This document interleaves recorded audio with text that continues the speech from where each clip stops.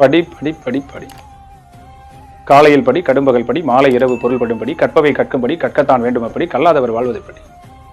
அறம்படி, பொருளைப்படி, அப்படியே இன்பம்படி, இறந்த தமிழ் நான்மறை பிறந்ததென்று சொல்லும்படி. வேலைக்கு போய்கொண்டே படிக்கிறது சம்பந்தமான ஒரு வீடியோ போட்டிருந்தேன். நேற்று கூட, இன்னைக்கு காலையில் கூட போட்டிருந்தேன் பாருங்க. வீடியோனா நான் அதை பேசும்போது போட்டிருந்தேன். கன்சிஸ்டன்சியை மெயின்டைன் பண்ணுங்க. கம்மியா படிச்சா கூட போதும். உடனே நாளைக்கு ஒரே நாள் நைட்ல ஒபாமா ஆக முடியாது. நம்ம எல்லாரோட சேர்ந்து முன்னேறோம். அந்த யதார்த்தத்தை நீங்க புரிஞ்சுக்கோங்க. பசங்களை பார்க்கணும், ஃபேமிலியை பார்க்கணும், வீட்டு வருமானத்தை பார்க்கணும், ஆடு மாடை பார்க்கணும், விவசாயத்தை பார்க்கணும், சுத்தி இருக்கிற சமுதாயத்தை பார்க்கணும். இவங்களுக்காக தான் நம்ம, இவங்க முன்னாடி தான் நம்ம ஜெயிச்சு காட்டணும்னு நினைக்கிறோம், இவங்களுக்காண்டி தான் ஜெயிச்சு காட்டணும்னு நினைக்கிறோம். அப்படின்றப்ப இவங்களோட சேர்ந்து படிக்கிறது ஒரு வரம். அதை வரம்னு நீங்க நினைங்க. குன்றின் மீது ஏறக்கூடிய சிரமங்களை அந்த குன்றின் மீது ஏறி நின்று இந்த உலகத்துக்கு உறக்க சொல்லுன்னு சொல்லுவாங்க. நான் வேலை பார்த்துக்கிட்டே படிச்சு பாஸ் பண்ணேன்னு பாஸ் பண்ணிட்டு சொல்லு. உன்னே மாதிரியே வேலை பார்த்துட்டு படிக்கிறவங்களுக்கு நீ ஒரு இன்ஸ்பிரேஷனா இருப்ப. அந்த இன்ஸ்பிரேஷனுக்காகவே நீ படி. அதுதான் முக்கியமானது. இன்னைக்கு அப்படிதான் நிறைய பேர் சாதிச்சுட்டு இருக்காங்க. நம்மளோட கஷ்டப்படுற நிறைய பேர்லாம் சாதிச்சுட்டா இருக்காங்க. ஒர்க் பண்ணிட்டுலாம் படிச்சு ஜெயிச்சுட்டு தான் இருக்காங்க. நம்ம ஒரு வேலை காரணம் சொன்னோம்னா நம்ம சொல்லிட்டு அந்த இடத்துல இருந்துட்டு இருப்போமே தவிர எந்த முன்னேற்றமும் வராது.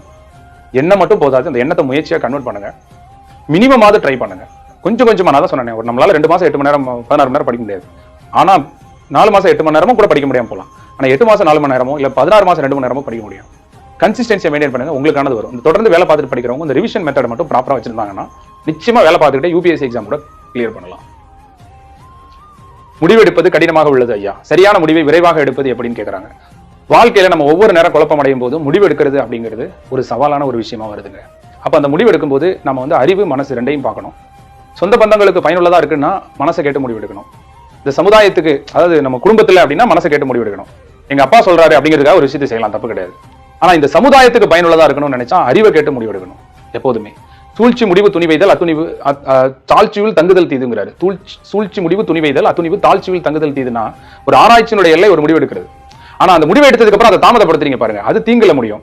எனக்கு தெரிஞ்ச நிறைய பேருக்கு முடிவு எடுக்கிறது ஒரு பிரச்சனையா இருக்காது. அந்த எடுத்த முடிவை தாமதப்படுத்துவாங்க, அதுதான் உங்களுக்கு ஒரு பிரச்சனையா இருக்கும். Right or wrong, decision is best. ஓடிட்டே இருக்கணும். எடுத்தாச்சு, நான் எடுத்த முடிவு சரியோ தவறோ, ஆனா எடுத்த முடிவை சரியாக்க நான் ஓடுவேன், போராடுவேன்னு நினைக்கணும். புரியுதுங்களா? அதுதான் லைஃப்ல சக்சஸ். சரி பண்ணியாச்சு, தாலியை கட்டியாச்சு, என்ன பண்ண, ரைட்டு, தாலியை கட்டியாச்சு, வாழ்க்கையில வாழ்ந்து காட்டுவோன்னு வாழ்றேன் பாருங்க, அதுதான் ஸ்பெஷல். அதை விட்டுட்டு ஃபீல் பண்ணின்னு வச்சுக்கின்னு மறுபடியும் கடைசி எடுத்த முடிவு தப்பு தான் இந்த உலகமே சொல்ற அளவுக்கு வச்சுக்க கூடாது. அதே மாதிரி டிஎன்பிசி ஃபீல்டுல வரவான்னு யோசிச்சிட்டோம், இந்த பிசினஸ் பண்ணவான்னு யோசிச்சிட்டோம். நான் என்ன கேட்கறேன்னா, நீ தப்பா முடிவு எடுத்தா கூட அதை சரியாக்க நான் கஷ்டப்படுவேன் அப்படிங்கிற எண்ணம் உன் மனசுல இருந்தா நீ முடிவை தப்பா கூட எடு, ஒன்றும் தப்பு இல்லை, நீ ஜெயிப்ப.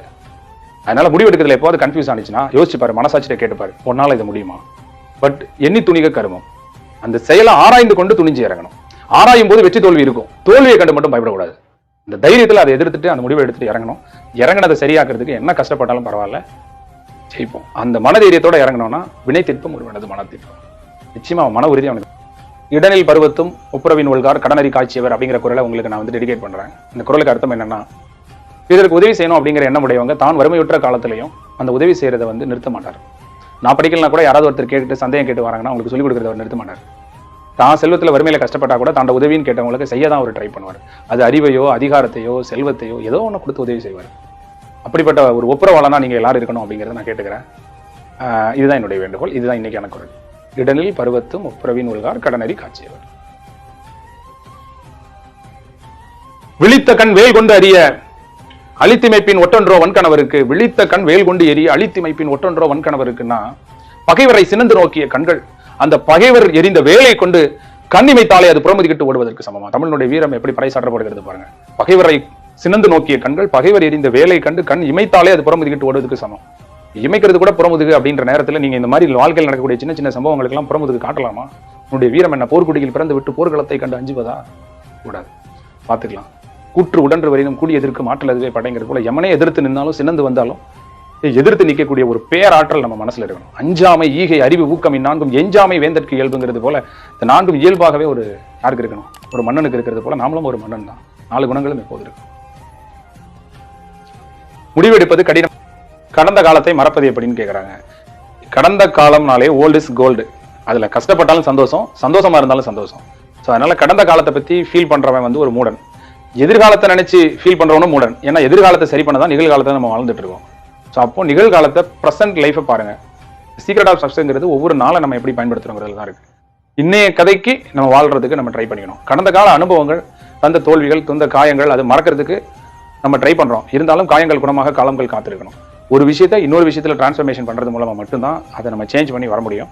அதனால சீக்கிரம் அதை சேஞ்ச் பண்ணுங்க. நிறைய நேரங்கள்ல எனக்கே தெரியும் நம்ம ஏன் வந்து இவ்வளவு உயர்வான சிந்தனைகளை பேசுறோம், அந்த அளவுக்கு நம்ம தகுதியானவங்களா, ஏன் இப்படி பேசுறோம் அப்படின்னா சொல்ல வேண்டியது நம்ம கடமைங்க. புரியுதுங்களா? நம்ம குழந்தைங்களை பாருங்க, நம்மளால ஆக முடியாத விஷயங்கள் எல்லாம் அவங்க கொண்டு வந்து திணிப்போம். அவங்க வராங்க பாருங்க, வரலன்னா பரவாயில்ல. முன்னாடி எல்லாம் நான் வந்து ஆரம்பிச்ச புதுசுல வந்து இன்ஸ்டியூட் ஆரம்பிச்ச புதுசுல ஏதாவது இந்த மாதிரி அட்வைஸ் பண்ணுவேன், நல்லது கெட்டது சொல்லுவேன். ஒருத்தனுக்கு சொல்லுவேன் கேட்க மாட்டான், அடுத்தவனுக்கு சொல்லுவேன் கேட்க மாட்டான், அடுத்தவனுக்கு சொல்லுவேன் கேட்க மாட்டான், அடுத்தவனுக்கு சொல்லுவேன் கேட்க மாட்டான், அடுத்தவனுக்கு சொல்லுவேன் கேட்க மாட்டான், அடுத்தவன் கேட்க மாட்டான், அடுத்தவன் கேட்க மாட்டான், அடுத்தவன் கேட்க மாட்டான், அடுத்தவன் கேட்க மாட்டான். பத்தாதான் ஒருத்தன் இந்த மாதிரி ஒரு சொல்ல மாட்டாரா அப்படின்னு காத்துட்டு இருப்பான். நம்ம 9 பேர்ட்ட சொல்லி சோர்வு அடைஞ்சிட்டோம்னா அந்த 10ஆவதா ஒரு ஆளு என்னை வழி கேட்ட இந்த மாதிரி ஒரு ஆள் வரமாட்டாரா வழி காட்டுறதுக்குன்னு இருப்பாரு. அதனால நான் என் முயற்சியை கைவிட மாட்டேன் அப்படின்னு சொல்லி நான் தொடர்ந்து நல்லது கெட்டது சொல்லிக்கிட்டே இருப்பேன். ஆனா இன்னைக்கு நான் பாக்குறேன், அந்த 10 பேர்ல யாராவது ஒருத்தர் தான் நான் சொல்றதை கேட்க மாட்டேன் அப்படின்னு சொல்றாங்களே தவிர 9 பேர் நீங்க சொல்லுங்க சார் நான் கேட்கறேன் சார்ன்றாங்க. இது தன் தாய் தந்தையருக்கு கூட கொடுக்காத மரியாதை. இது இந்த மரியாதையை நம்ம வந்து வீணாக்கிடக்கூடாதுங்கிறதுனாலதான் நம்ம நல்ல விஷயங்களை விதைச்சிக்கிட்டே இருப்போம். நிச்சயமா அது வந்து முளைச்சா மரம் இல்லையே வரும், அது வீண் போகாது. அப்படிங்கிறதுனாலதான் நிறைய நல்ல விஷயங்களை கொண்டு வந்து சேர்க்கிறோம்.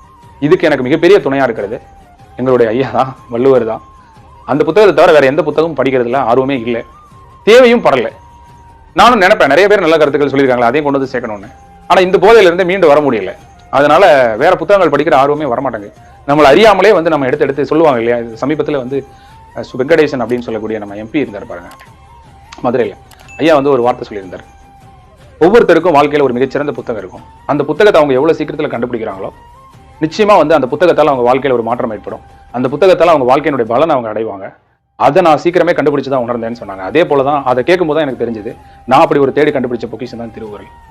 அதை நம்ம கண்டுபிடிச்சிட்டோம்னா நம்ம லைஃப் வந்து நிச்சயமா சக்சஸ் தான். அதே போல உங்களுக்கும் ஏதோ ஒரு புத்தகம் இருக்கும், அந்த புத்தகத்தை தயவு செஞ்சு கண்டுபிடிங்க.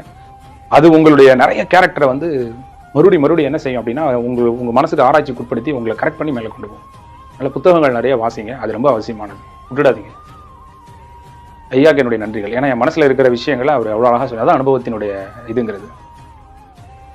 டிஸ்கிரிப்டிவாக படிக்கும் போது நினைவில் இருப்பதில்லை ஐயா அப்படின்னா அப்பனா என்ன அர்த்தம், உங்களால ஏமாத்திருக்கேன்னு அர்த்தம்.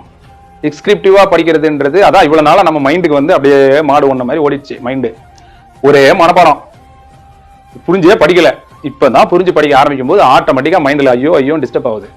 வேற வழியே கிடையாது. நீ தலைவன் ஆகணும்னா டிஸ்கிரிப்டிவா எழுதினா மட்டும்தான் தலைவனாக முடியும். இல்லைன்னா சாதாரண ஆளா தான் இருக்க முடியுமே தவிர தலைவனாக முடியாது. எழுதாத கணக்கு அழுதாலும் தீராதும்பாங்க, புரியுதுங்களா? எழுதுறது கஷ்டமா தான் இருக்கும், ஆனா எழுதாதவன் கணக்கு அழுதாலும் தீராது இல்ல.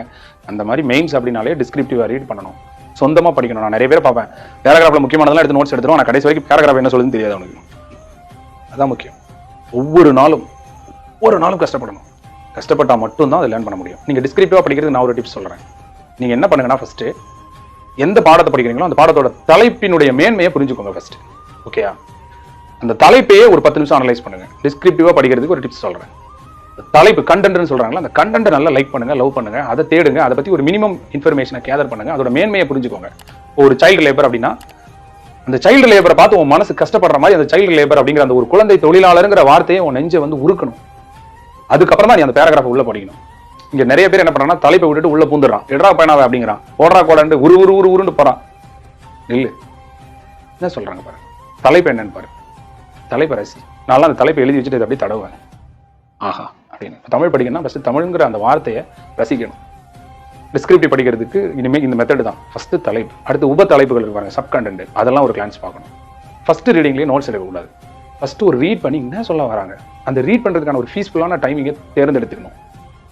என்ன சொல்ல வராங்க அப்படின்னு அந்த சொன்னதை நம்மளால நிலைநிறுத்த முடியலாம். யாராவது ஒருத்தர் டிஸ்கஸ் பண்ணணும், ரீட் பண்ணதை எக்ஸ்பிளைன் பண்ணணும், எக்ஸ்பிளைன் பண்ணி அதை பத்தி பேசணும், இந்த மாதிரி சொல்றாங்க அப்படின்னு. அப்போ இன்னொருத்தர் டீச் பண்ணும்போது அதை ஆட்டோமேட்டிக்கா டிஸ்கஸ் பண்ணும்போது டீச் பண்ணும்போது அதை வந்து அதோட எசன்ஸை நீங்க சுருக்கி புரிஞ்சு கொள்ளக்கூடிய திறன் உங்களுக்கு டெவலப் ஆகும். அப்போ ஒரு பாடத்தை ஃபர்ஸ்ட் தலைப்பை பார்க்கணும், அடுத்து சப்கெண்டிங் பார்க்கணும், அதை மட்டும் தனியாக எடுத்து எழுதி வச்சுக்கணும். அந்த பாடம் என்ன மெத்தட்ல இருக்குன்னு பார்க்கணும், எத்தனை பக்கம் இருக்குன்னு பார்க்கணும். அதை ஃபர்ஸ்ட் ரீடிங் வந்து ஒரு கிளான்ஸ் அப்படி ரீட் பண்ணிட்டு என்ன சொல்ல வராங்க, கற்றலின் நோக்கங்கள் இருக்குல்ல, அதே படிக்காம உள்ள போயிடும். நான்லாம் அந்த கற்றலின் நோக்கங்கள் என்னங்கிறத இந்த பாடம் படிச்சு முடிச்சா இந்த லேர்னிங் அப்ஜெக்டிவ் என்ன அப்படிங்கிறத ஃபர்ஸ்ட் ரீட் பண்ணி அதை உணர ட்ரை பண்ணுவேன். நீங்களும் இந்த மாதிரி தான் நீங்க படிக்கணும். அப்படி படிச்சாதான் நம்ம வந்து டிஸ்கிரிப்டிவை நோக்கி ஓட முடியும்.